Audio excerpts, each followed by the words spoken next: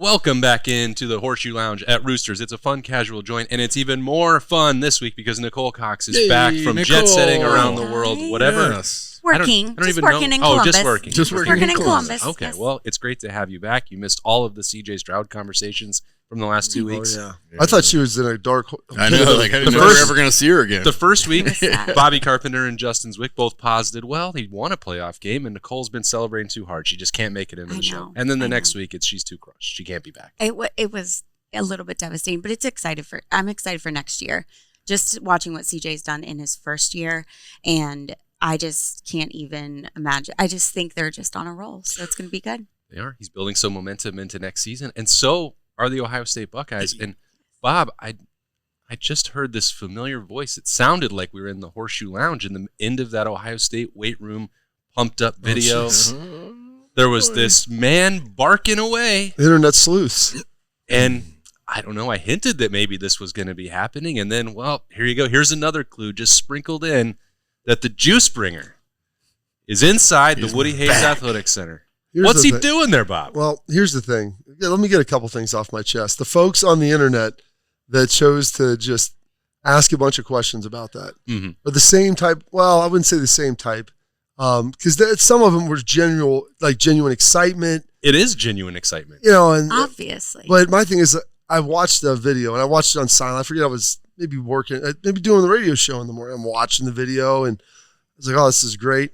And then people are like, Schleig's coming back. I'm like, why would you think that? They're like, if you go to the 36-second mark, you can hear his voice. So I go, well, it is an unmistakable tone. It is, but literally his script lines are you versus you. Oh, it was a script. No, but that's all that was said. That was all that was said with music with music over top of it. Just know.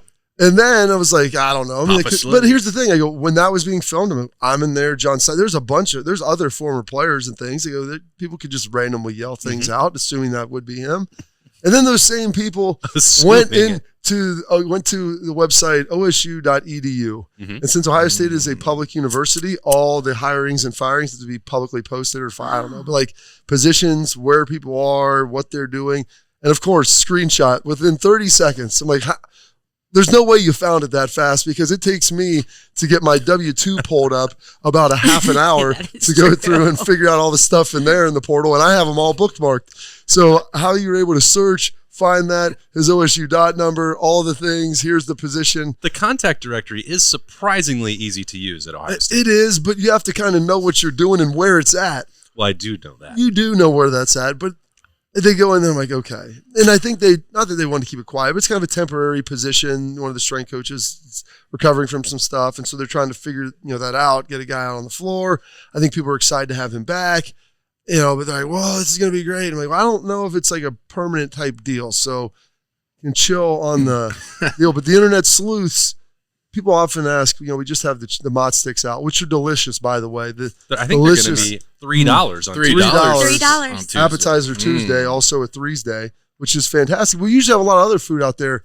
And there were some comments about people asking, what do we do with the food? Do we throw it away like at the end, or we quote waste the food? All the food that is always seen here is boxed up, if not eaten immediately after and taken. And sometimes it's in the fridge for a couple of days. Like Rooster's great, even reheated. Nicole, really I took the buffalo chicken pizza, which usually sits right here. This usually piece right of real estate. There's a hole. There's usually some boneless wings right here that I get into.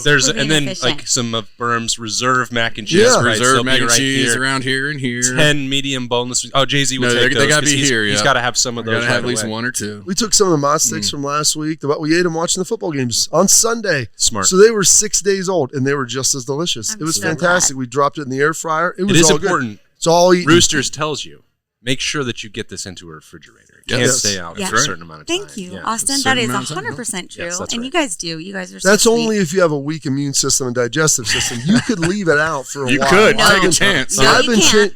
You can't. No, you're about to get chastised like Berm last week for criticizing the consistency of mac and cheese bites. Leaving food out We're done for with that. a long time. That is not recommended. Test yourself every now and then, right, Bob? I once in college ate an Easy Living turkey sub that was a day old on my nightstand, never once refrigerated. and I survived. Easy living. He lucked out. Yeah. That's what happened. He lucked out. That is the worst thing you could ever do. I've been training my body. There you go. I watch these dogs eat out of dumpsters. Why can they do it and I can't?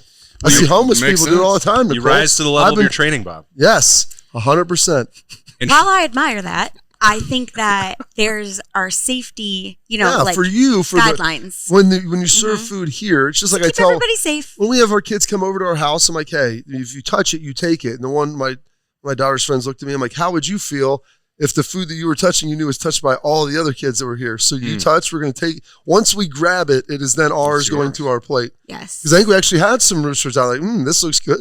And it was like, we're going to feel this cheese stick to compare it to another one. I'm like, no. The Mott's that we're going to take this now. It's on. We own it. Okay.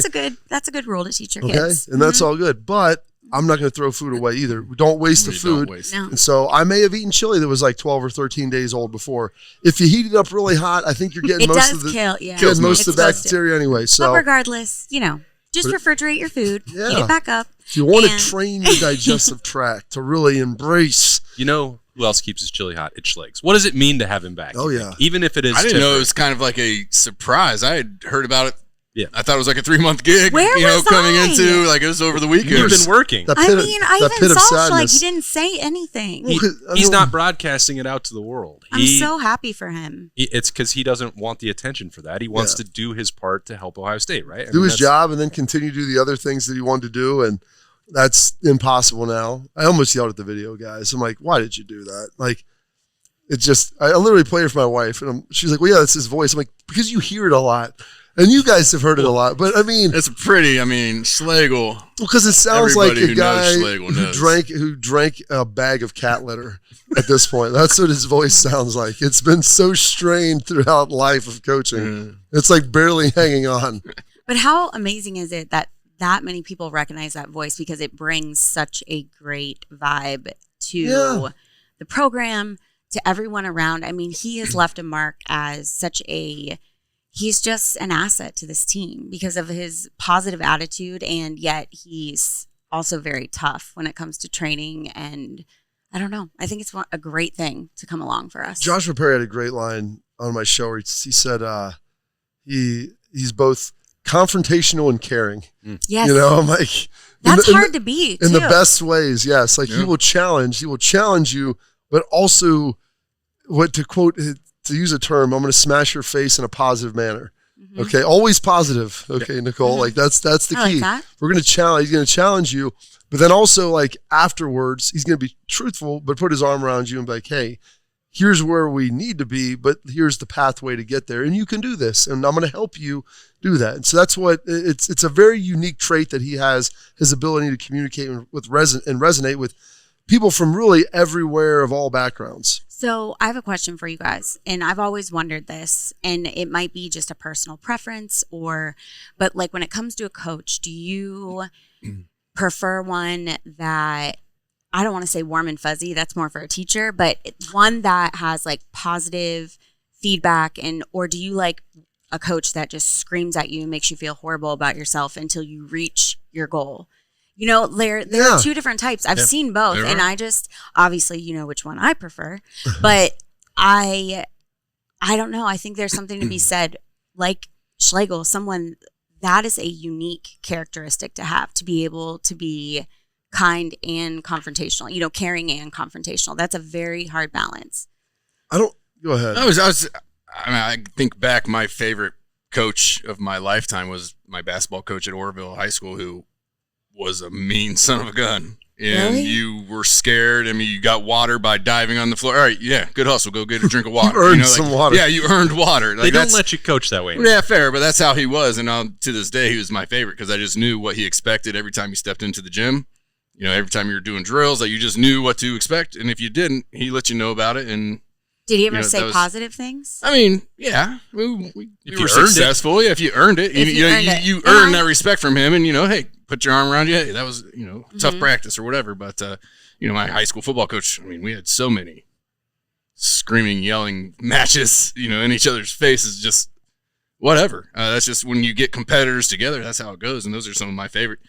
At Ohio State, I don't think you did Yeah. But on the offensive side, Joe Daniels is so nice. On the offensive side, it was a bunch of teddy bears for the most part from the head coach down. I mean, we didn't really have anybody on that side that would really get into you, I didn't feel like. But, I loved the old school.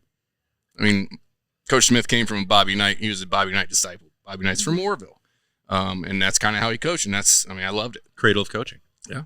So the one thing, though, about that, what was his name you said, Coach? Smitty. Coach Smitty. You felt like he cared a lot, though. 100%. And that's the thing. Like, Tress used to say one of the deals, it was like a Woody Hayes. Like, they don't care how much you know until they know how much you care. Mm-hmm. It's like Schlegel yells at guys a lot. But they always feel like you care. Like, Mark D'Antonio yelled a lot, and there were days where I hated Mark, and he was scary. He was so, so tough. But you always felt at the end like he did have your best interest. He wanted you to succeed. And that's why there was a high standard of excellence there. It wasn't just, hey, if you gave me a crap effort, I was just, you know what? Good job anyway. We'll do better tomorrow. And that wasn't it at all. Like, you have to be honest. And he was with Nick Saban for 5 years.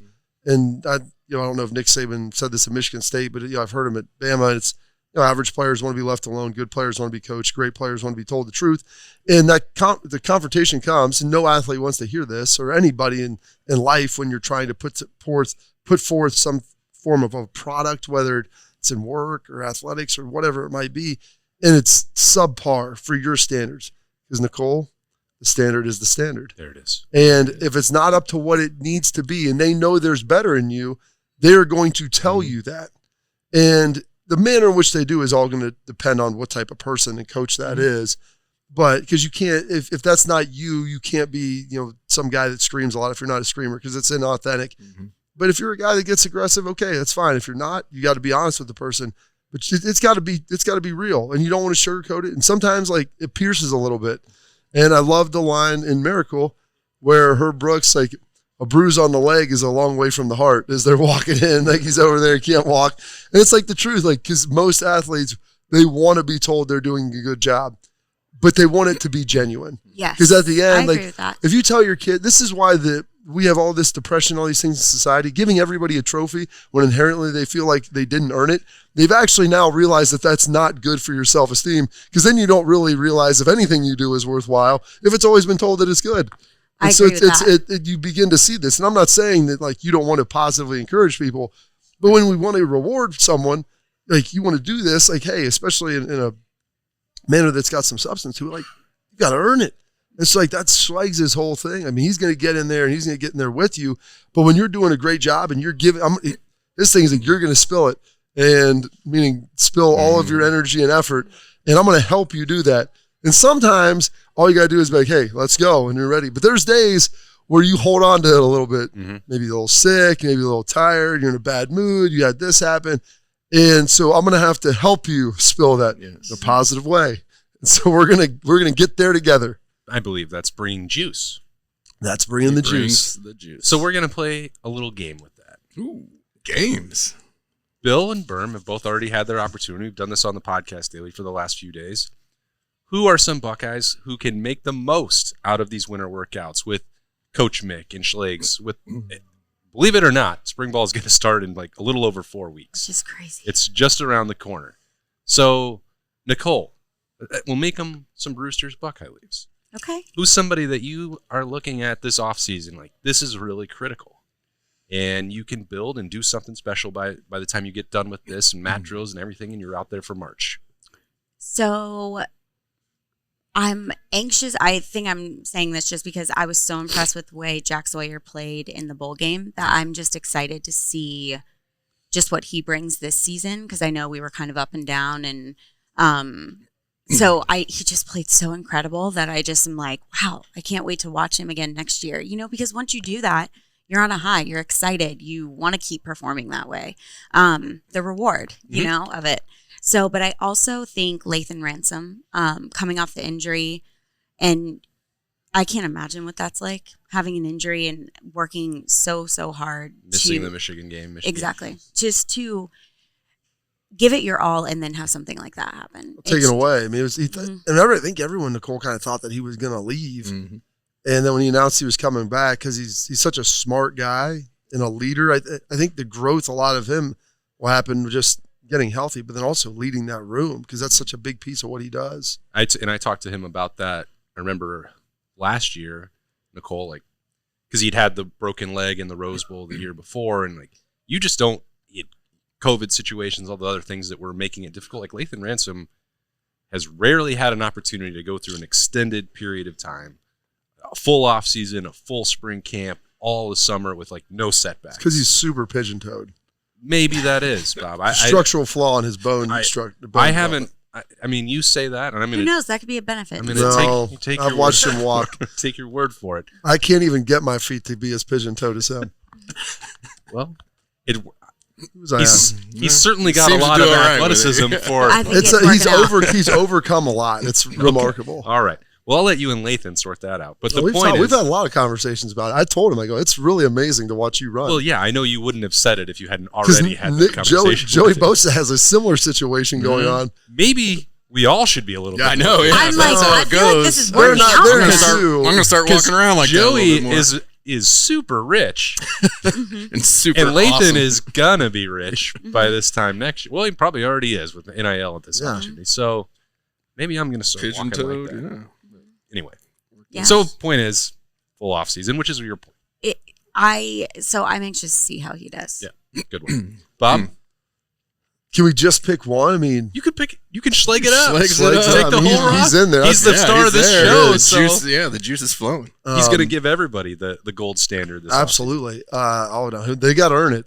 It's amazing. Better. Listen to him. Because I've told him about all these guys, and he was like, bro, Sonny Styles is a freak. I'm like, when I told you that. We've been telling you that. He's like, dude, he's really strong. And he goes, he moves so well. I'm like, yes, I've told you all of these things. I know that you need to like see them in person and watch them. Like, but I watch him lift and I've watched him move and run.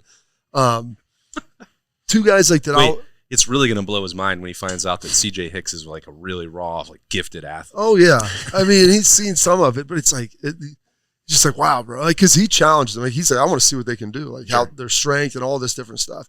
I'll take two guys that are younger players who contributed a little bit last year, but this could be a big jump for them. I think there's going to be maybe some opportunities for them to get on the field in some unique ways. Some of it, they're going to have to make sure mentally they're there, but then the physical development, I think, is the biggest piece because they're taller, longer guys, one on offense, one on defense. I could grab a couple more. But do it. No, I'm not. I'm just going to stick to two. I'm going to go with Arvell Reese, linebacker out of Glenville. Yeah.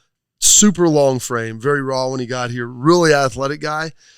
James, he was a little defensive end. They got him back to linebacker, which I think where he'll really thrive. But he still needs to add some weight and mass to his frame because he's so long. Like it's like he, 230 or whatever, 228, 230. Like he has the ability to be 245 easy and walk around and look good just because he has such a big frame to carry it all. And then the other side of that, I think, is Carnell Tate on the who's going to be expected to be a big time receiver and start filling in for you look at everybody outside of Emeka who was really a main contributor is gone now. There will be spots, but it's not that he needs that a ton, but get stronger, maybe add 5 pounds, 10 pounds. I mean, he looked a little thin running around, and so just growing into your frame, working at that, becoming more explosive, a little more sudden.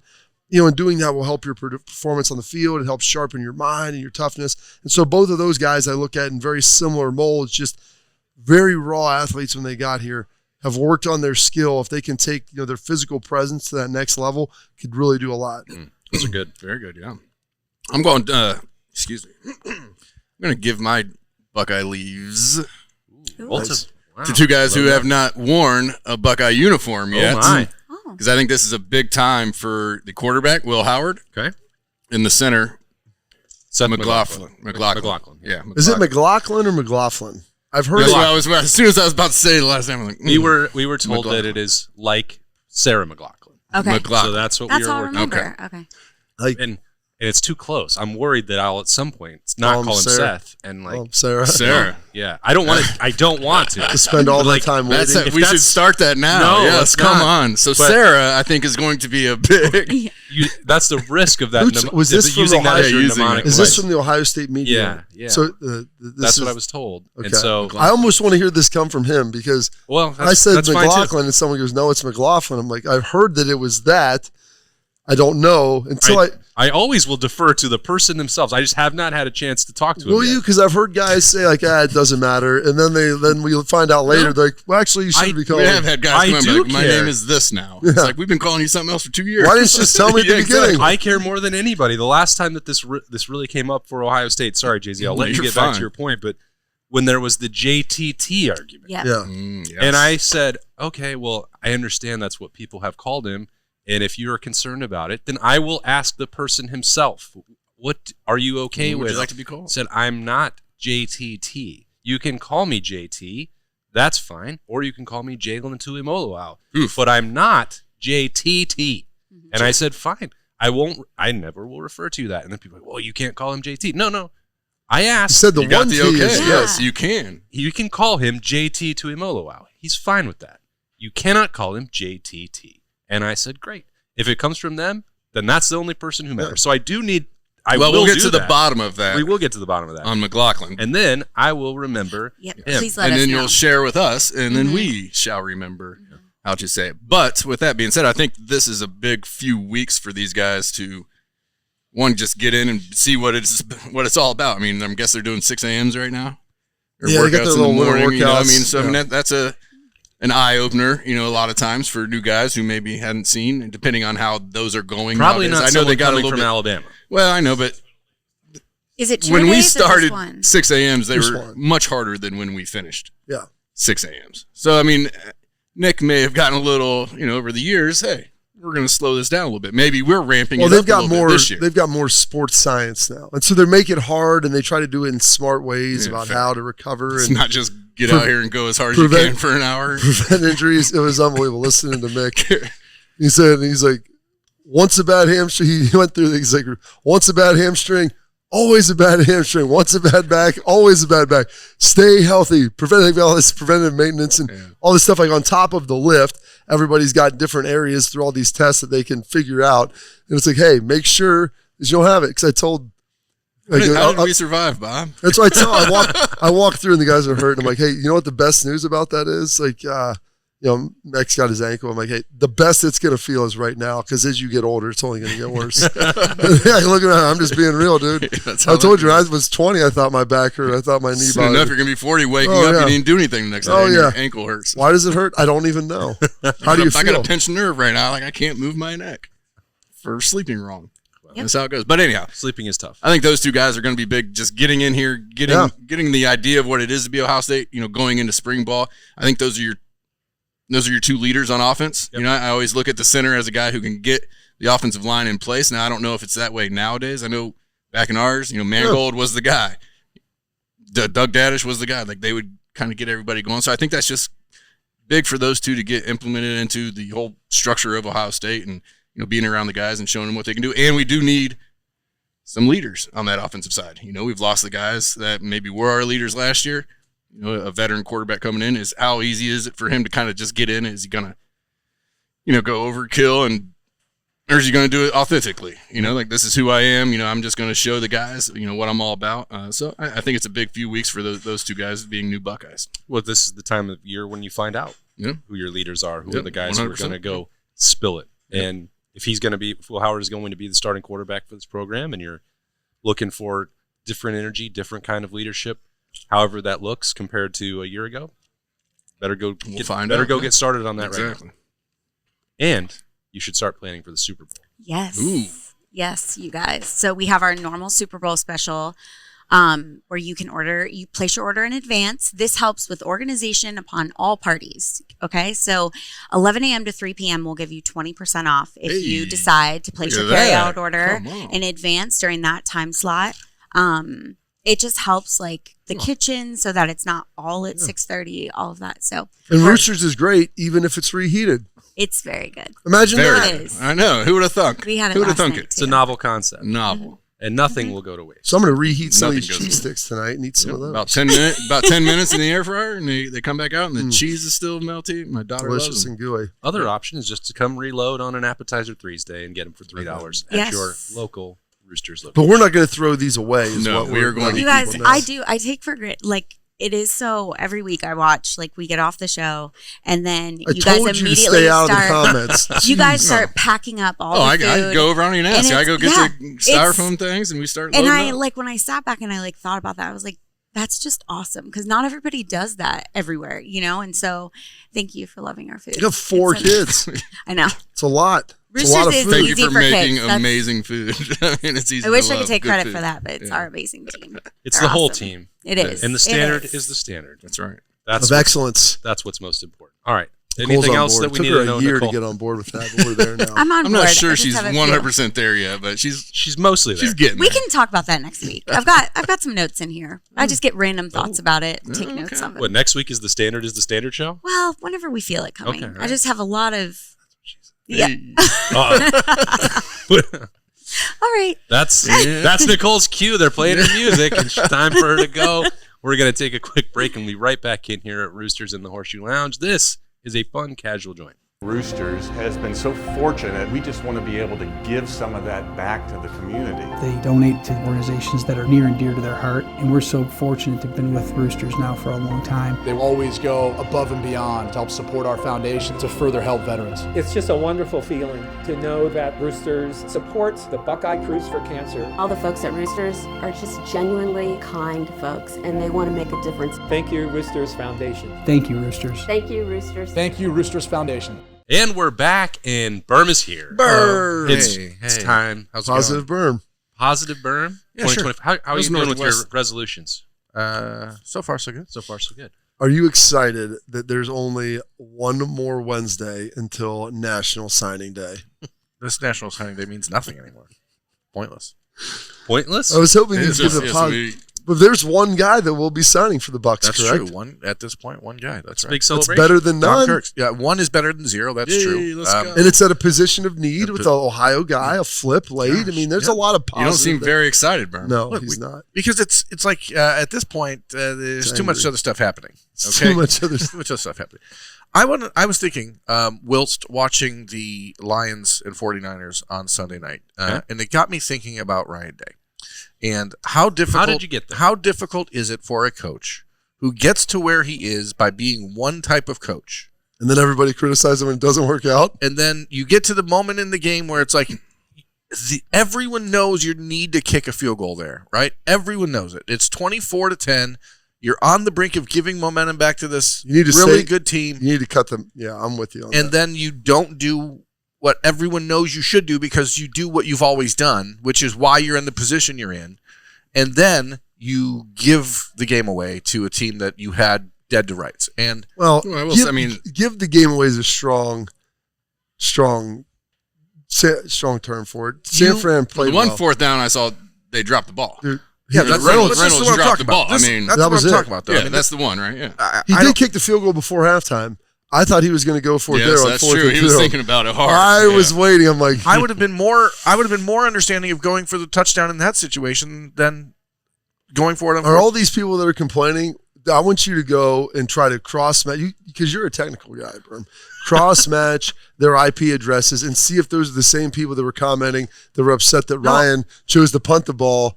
Or not go for it on 4th down, or kick the field goal against Michigan and not go for it on 4th. Everything that we do in our world, like somehow it's how does this relate to what Ohio State is experiencing? And I was watching it, man, like you just had to take the 3 points there, and you'd feel bad about it if you're Dan Campbell because you're like, this is not what I want to do, but then you're up 17 again, and you don't give up a 50-yard pass play the next play. This is how we're going to play.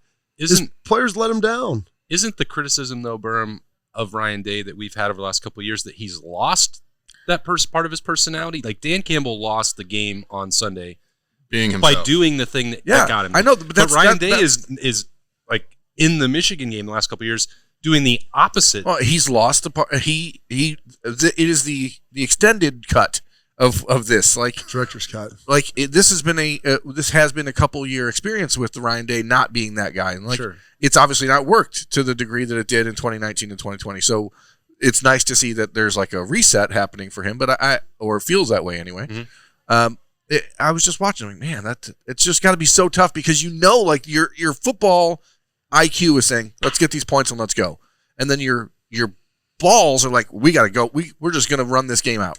And like, that's a tough spot to be in for that guy, because as you said, the players are like, this is why he's our guy, right? This is why you love him. I think they call it intestinal fortitude. At the same time, those players are now not going to the Super Bowl. I don't think any of them are blaming it on Dan, though. No. That's the beauty of our job, is that we can. But I don't know that you should, but I also don't know that you're wrong if you do. He didn't fumble the ball running right into the middle of the line of scrimmage and trying to spin after going the wrong way. Like, there was a multitude of things that happened. Yeah, but that set it off, man. Once I understand like the when momentum when you're a losing program mentally. But they had won because they did that the week before. That's why it's crazy. They wouldn't even be, and like you said with Ryan, people were getting upset. 4th and 2, be more aggressive. I'm like, if you don't get it, then they get this. They can go down. Yeah. I mean, and so that's what I'm saying. No matter what. Those same people, because we play results. Yes. I look at it structurally. Was that the right decision, or is it a consistent decision that you've made? Did you manage the clock okay, right so fine. That one you do that and you don't get it, but the next time you're down 27-24. And you can tie the game with 6 minutes to go, what are you thinking? Because that, to me, is just being a stubborn clown.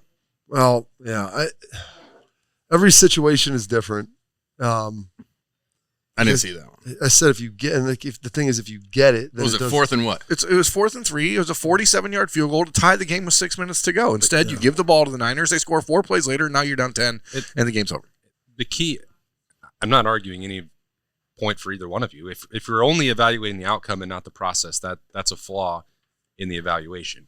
Right. And I think if you're applying it to Ryan Day, I would say objectively he's making different decisions than he did when he rose to prominence as a first-time head coach, and he's going into a playoff game and going for it on 4th and 2 and taking deep shots for touchdowns. Like he's gone from that person to the one who lets the entire last 50 seconds of time evaporate in the second quarter in the big house, or not go for it on 4th and 2 situations, or 4th and 1 in the first quarter of the game. Like, I don't feel like, I think his process is changed because he's evaluating like more risk in the outcome than he used to. Well, as you get older, you become more risk averse. Of course. I mean, that's when you get the job. It's like, hey, I've got this job. I never thought I'd have a job. Yeah, this happened quick. Yeah, I'm the head coach so now. Let's go. He's calling it like, and you know what part of it is?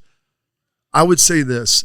Brian, I think, was calling some of those like the offensive coordinator would call it, which the offensive coordinator always wants to go for it. You know why? Because they don't have to worry about the other side of it. Yeah. They don't have to go up to the podium. Come down on them, yeah. Yeah, and so I think that there is that element.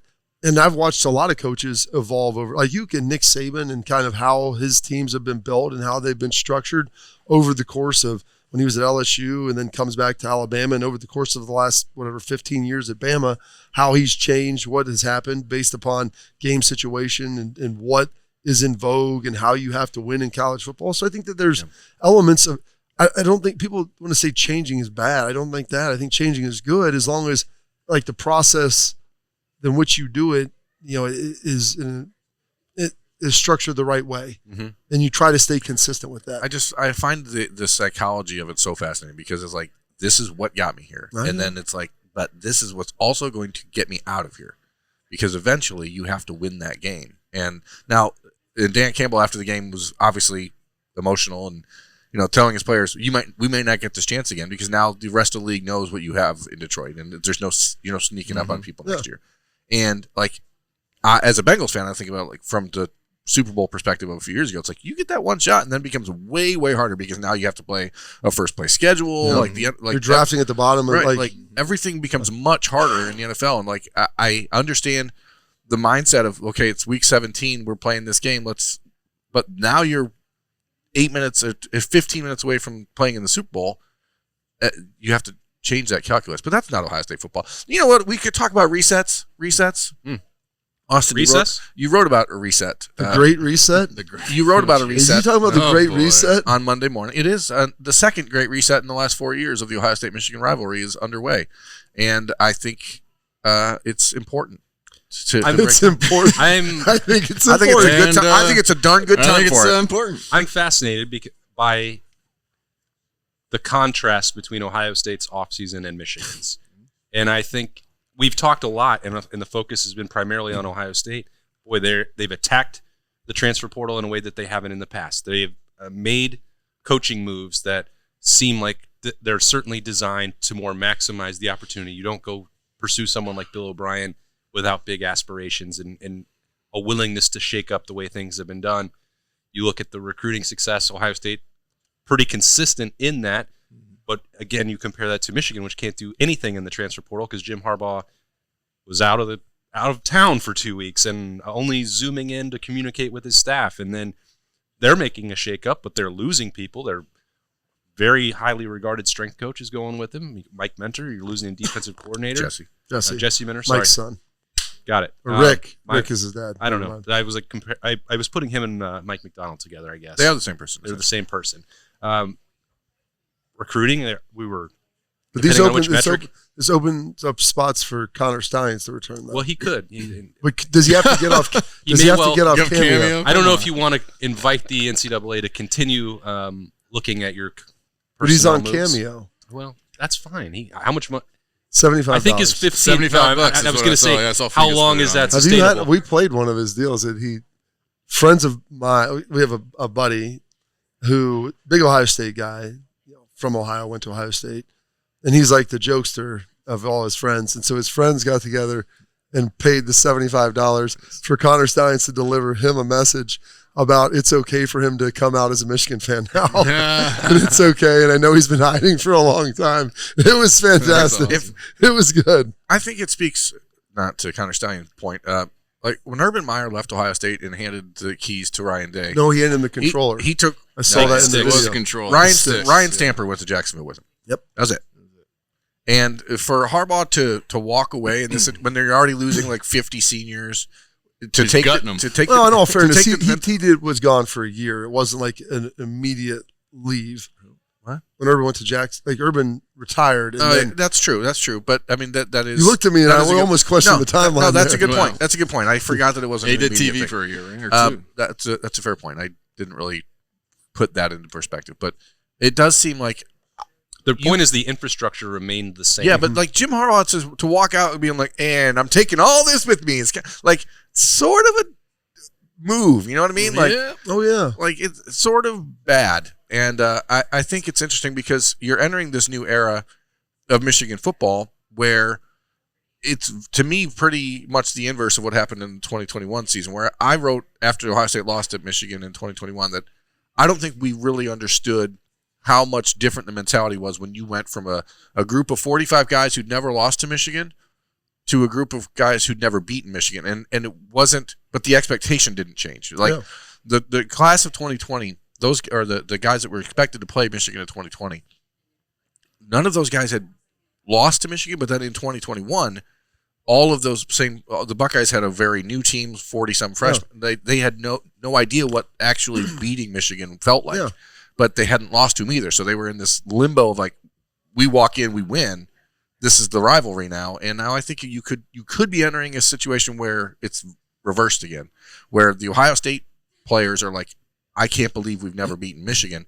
And there's going to be a lot of Michigan dudes who didn't really contribute to the wins in the last couple of years. They're like, oh, we just beat Ohio State. That's what we do now. And I think that's a really, really risky way to handle this rivalry. I wanted to make it clear in what I wrote. Michigan went all in with Jim Harbaugh and this decision and the staff and everything else, and they got the reward. Like, you'd certainly rather have the trophy already in hand, which for however long they get to keep it until the NCAA comes and takes it away. We saw the games all be played. They made that choice, but it was clearly going to be a short-term thing because Jim Harbaugh was planning to leave. They did all these other things that were they used the transfer portal like a lot more than I think Michigan fans like to recognize when they're criticizing Ohio State currently for that. Anyway, that's roster management in this era. But it was not built for a sustainable long term, and Ohio State was already one play away from beating them. And then the level of aggression and success from their offseason compared to Michigan, which is only regressing in every way that you can really objectively measure it, is, I think, just really wild. 9.5. Well, the best part was the dollop of hot sauce that I watched fly off of it and land. If you don't end up wearing it, I see it. Yeah, I watched it literally lick it as he was going, and I watched it just fly down. If you don't end up wearing your food at some point, you didn't do Roosters right. That's right. That's true. 100%. I mean, it was fantastic. And The irony here, like you mentioned, there's so much aligned where you have, a coach that's a star head coach, we say, a guy that's well known, obviously had a lot of success other places, whether it's Urban or Jim Harbaugh, passing it off to their offensive coordinator, and Jim doing it right on the heels of a national championship. And the third base analogies and all of those things that have come up, and I saw that, I was like, there's a massive irony that is, I feel like, is taking place at this moment now with that. But at least Ryan inherited a team that was in a position to match the expectations of what they had been. Whereas I feel like this is a much different paradigm for Sharon Moore with what they're losing, and then.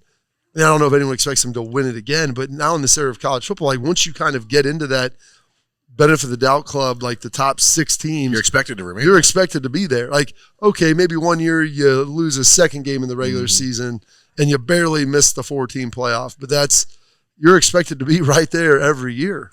And I think it blows up the entire idea of why they retained Sharon Moore as their head coach anyway. To keep the consistency and keep, because it will not be the same. Yeah, because I think this is the loss of Ben Herbert, the strength coach to the Chargers, which is just, to me, that's sort of an FU move by Jim Harbaugh, because I can't believe it.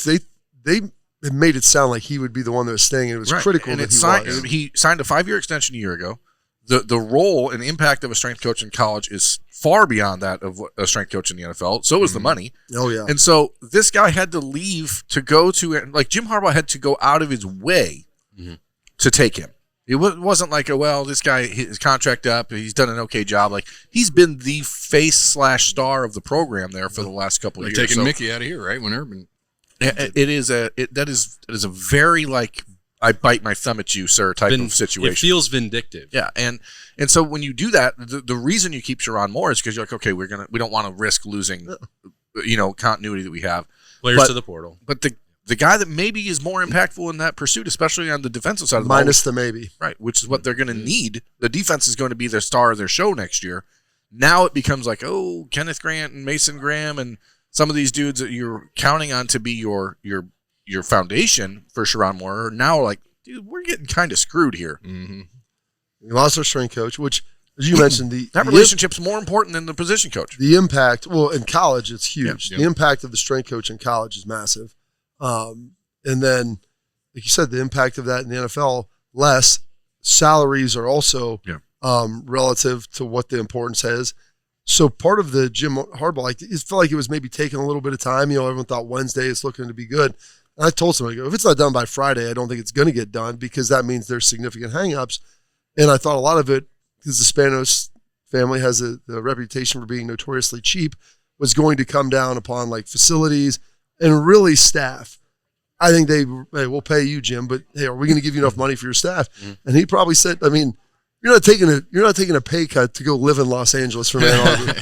All right, like the math doesn't work out. By the way, Michigan isn't, and your influence is significantly worse, and your impact is significantly degraded. So good luck. You don't have to work quite as much, but like you're not if you're a guy that loves to develop dudes, a dude developer.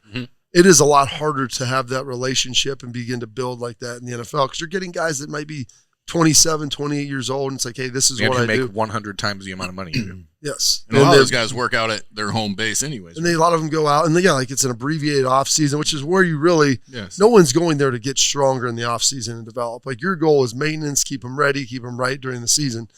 Maybe he was ready for something like that, but I can't imagine he's taking a pay cut. Yeah.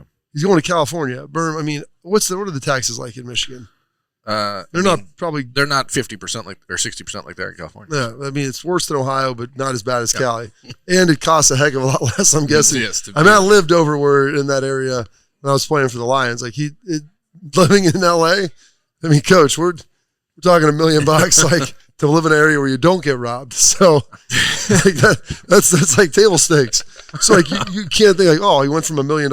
Yeah, he's going to be content making $400,000. That just wouldn't make sense. It just seems like such a bizarre approach by Harbaugh to me. Like I just don't really.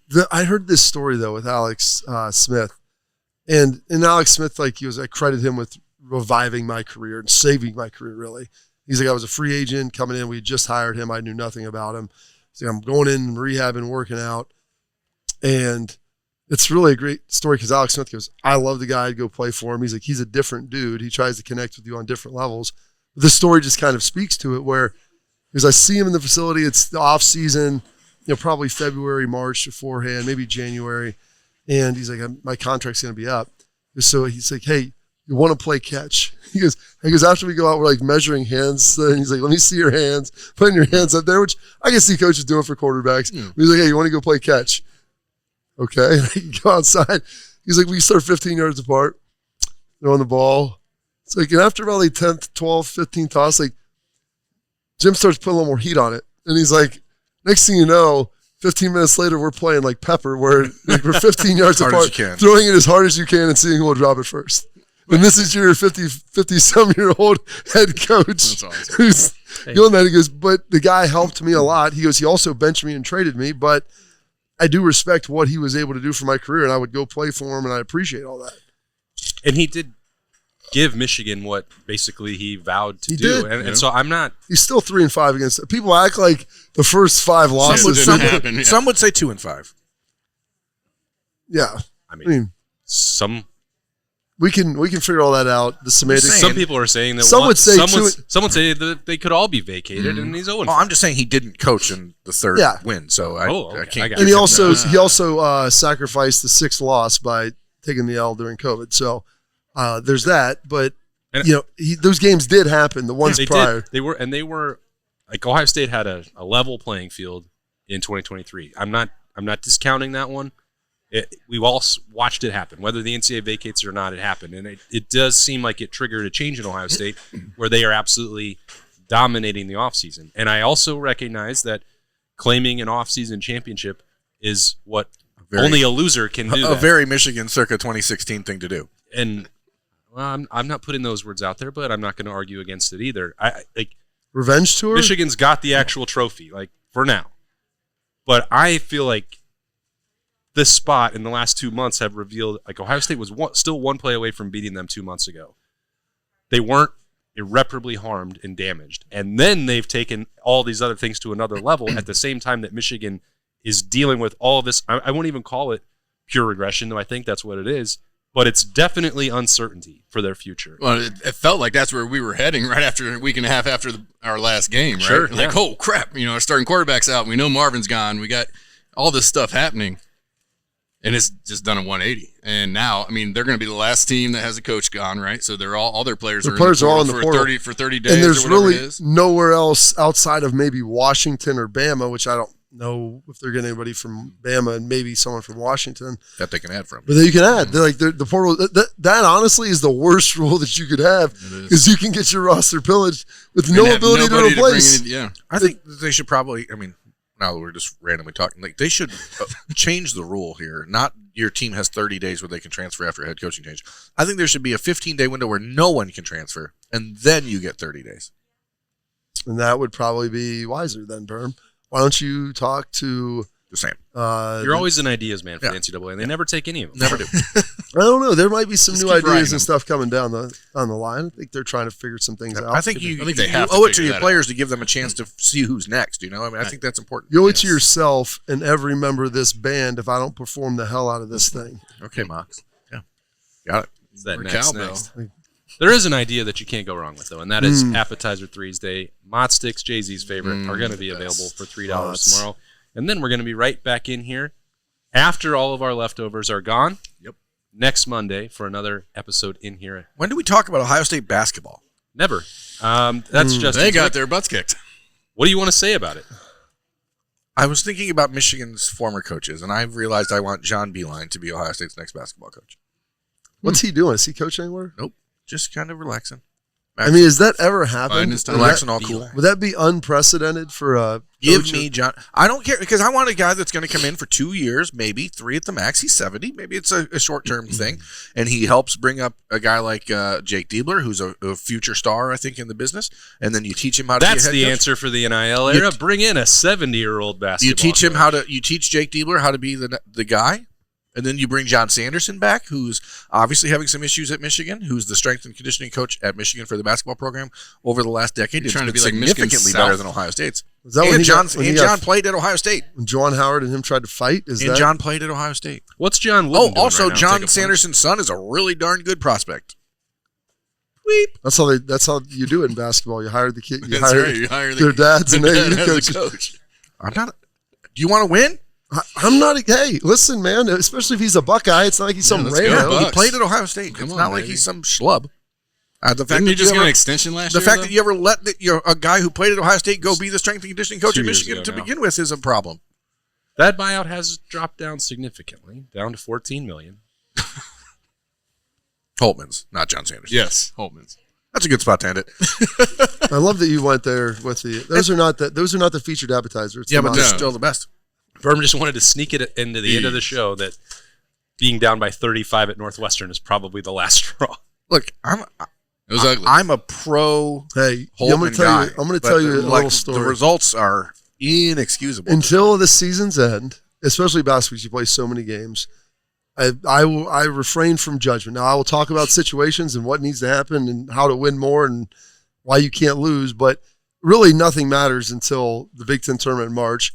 And I say this like with the results building until that point. Mm-hmm. But in basketball, it can look really dire. And then you go win like 4 or 5 of 6, and all of a sudden it's like, well, now you're back to where you thought everything should be. And so I'm not saying that's going to happen, but I just try to like pump the brakes on that until when you're losing to the basketball program. I lost it perennially afflicted by SAD, seasonal affectiveness disorder, because January hits and these guys are like, I can't play basketball anymore. Losing to Northwestern is not. I mean, it's not ideal. Losing to Northwestern, it's not just losing to Northwestern. You got smoked. It's being down by 35 to Northwestern. That was. And Northwestern should also not be the bar for success in any sport in the Big Ten. It's going 7 of 20 in the first half of a basketball. 20 I know, shots. They made like 14 field goals or something like that. It was not. I understand. 12. 12, even better. It was a poor shooting performance. Dialed in on this. It's embarrassing. Are you a sadist? I love basketball. He's more invested in Ohio State basketball than any person I know. I love basketball. I'm a huge Ohio State basketball fan. And what we're seeing right now is inexcusable. Period. He was planning on going to the game tomorrow night. I don't think he's going to now. You're not? I don't think so. Oh, come on. Home game, a chance to win. Yeah. I don't think so. It's really the road situation. He's reached his breaking point. I mean, certainly I don't want to drive back and forth for that. No, I'm not talking about you being on the road. I'm talking about when the team is on the road. We should hang this up. It's been a good time. You started. I was trying to get us out of here. I know, but I just feel like we shouldn't. I know we talk about Ohio State football here, but we can have a fun, casual conversation about Ohio State football while still having a terrible, disappointing conversation about Ohio State basketball. I just thought we were dealing with positive 2024 Burn, but I'm being positive. You're positive that Chris Holtman has to follow. Positive something needs to happen. So outside of that, Mrs. Lincoln, how was the play? It's time to move on. I mean, it's been time, but that's another matter. Thanks to Nicole Cox for having us in yet again for some delicious Roosters food on a Monday. Appetizer Thursday is mozzarella sticks. Everyone will be packing this up, either into their stomachs immediately or into a to-go container. Can't believe someone thought we'd throw it away. I know. What are we doing? Nothing is going to waste. I promise you. How do you think that I got to that previous weight anyway? It was never going to waste. That's Justin Zwick, Bobby Carpenter, Jeremy Birmingham. I'm Austin Ward. The only dumpster it went in was Austin's mouth. That's actually why the orders are all smaller right now. We'll see you next Monday back in here at Roosters. It's a fun, casual joint.